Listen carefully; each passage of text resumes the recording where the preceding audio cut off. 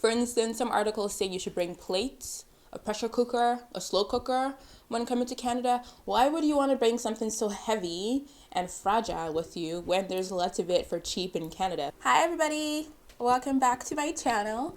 Hope you're having a great day. I definitely am, and in today's video, I will be talking about what to pack when you're moving to Canada. So if you'd like to find out, please stay tuned. I've lived in 4 countries and I've done a lot of moving. I think I have a pretty good idea of what you should pack. I've been looking on my phone and there's a lot of articles on there about things to pack for Canada. And a lot of them seem a bit funny. For instance, some of the articles tell people to bring plates while moving to Canada. Why would you want to bring a plate to Canada when there's lots of cheap plates in Canada? Also, plates can break in your luggage, so please don't bring plates if you're planning to move to Canada. But I will be looking at all the articles and telling you my opinion on what you should bring.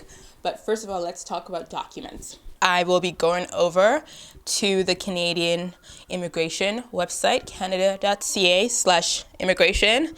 And this is what they say. They say you should bring, obviously, your immigrant visa. Hello. A confirmation of your permanent residence for each member of your family that's traveling with you, your passport, and 2 copies of all the personal or household items you're bringing with you, and a list of items that may be arriving later. Don't pack these documents in your luggage. Keep them with you at all times. I agree with that list. When I was landing in Canada as a permanent resident, I had a copy of my documents on my phone. And I had 2 copies of every document in my purse. I had a little document bag. I've had this about for 10 years, and this is a bag. It's all dusty and weird looking. I would actually add that you should have copies on your phone. We all have phones these days. I had copies, at least when I was coming to Canada, I had copies of all my documents on my phone, and then I had 2 copies with me in this document bag. It's all dusty and weird looking. I brought it from the archives. I've had this bag for about 10 years. Folders, and I still have documents from way back when. All my immigration documents still live here. It has folders which you can label. When I was coming here, I had all the folders labeled, because the last thing you want is for when you get to immigration, you're all like confused, you're tired, you didn't know where X document is, you're looking for Y document. It's really important that you have everything labeled really carefully, so when you're asked, show me this, you feel confident going into the immigration line and knowing that you have everything you need to walk through and get that PR status. That's what you want, right? Also note that if you're bringing over $10,000 in cash, you will need to tell the immigration officer about this at border security. It may be in the form of cash, checks, banker's drafts, traveler's checks, or securities like stocks, etc. It is your duty to disclose these funds, and so make sure you do that at your port of entry. Something else that you'll want to bring with you is your health documentation.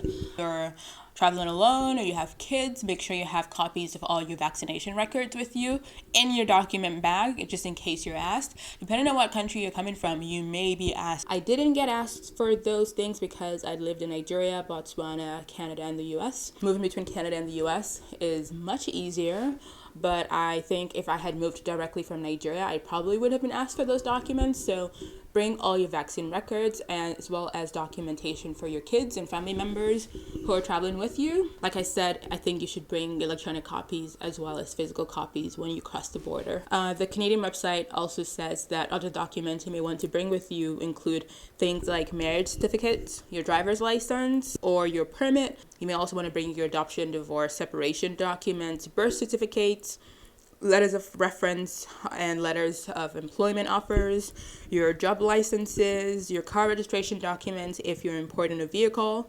Bring your school records, transcripts, degrees. Also bring your resume as well. So that's from the Canadian government website.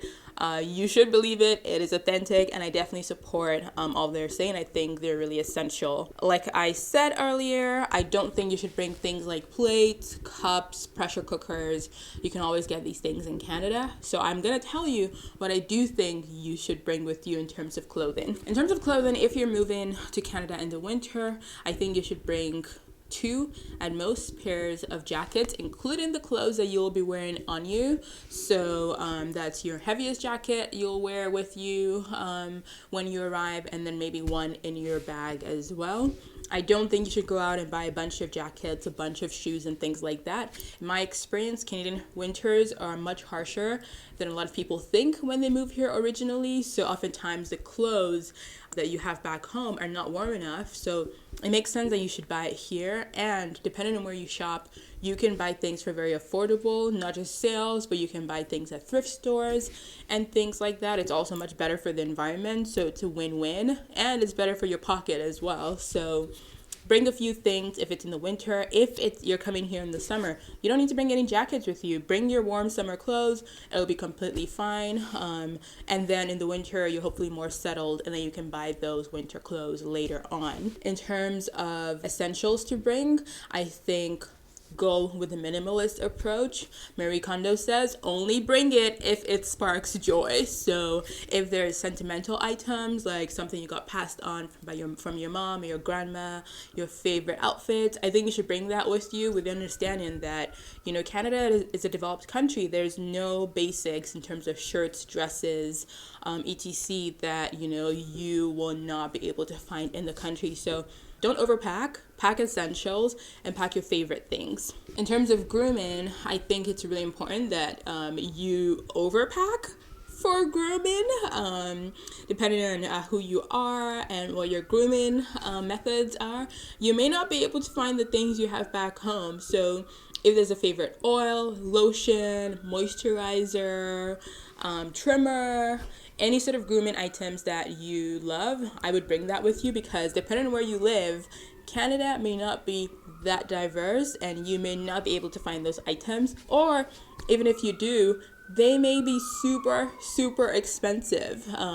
So bring your grooming items with you. Obviously don't maybe bring a suitcase full of moisturizer, but bring your favorite grooming items, because they may not be available here.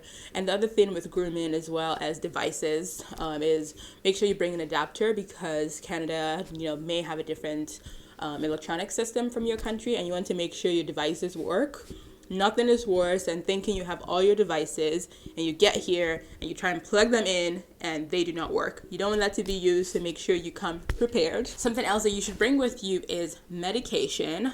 Medication in Canada can be quite expensive, unfortunately. Not as expensive as the US, thank God, but still quite expensive. So bring some essentials with you.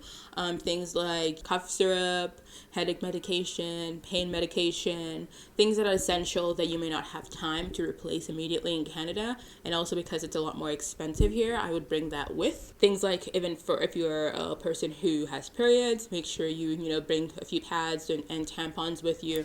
Of course, you can get those here, but, if you get here on your first day and you have your period, you don't want to be out here running to the pharmacy. You want to have all that stuff with you until you get settled. Something else you should bring with you is, your devices. Although, yes, you should check how compatible they are with Canadian electronics, I think you should also make sure that things like your phones, make sure your phone's unlocked so you can get a SIM card in Canada. Or if you don't have a phone that's suitable, I will also link a few unlocked phones that you can get.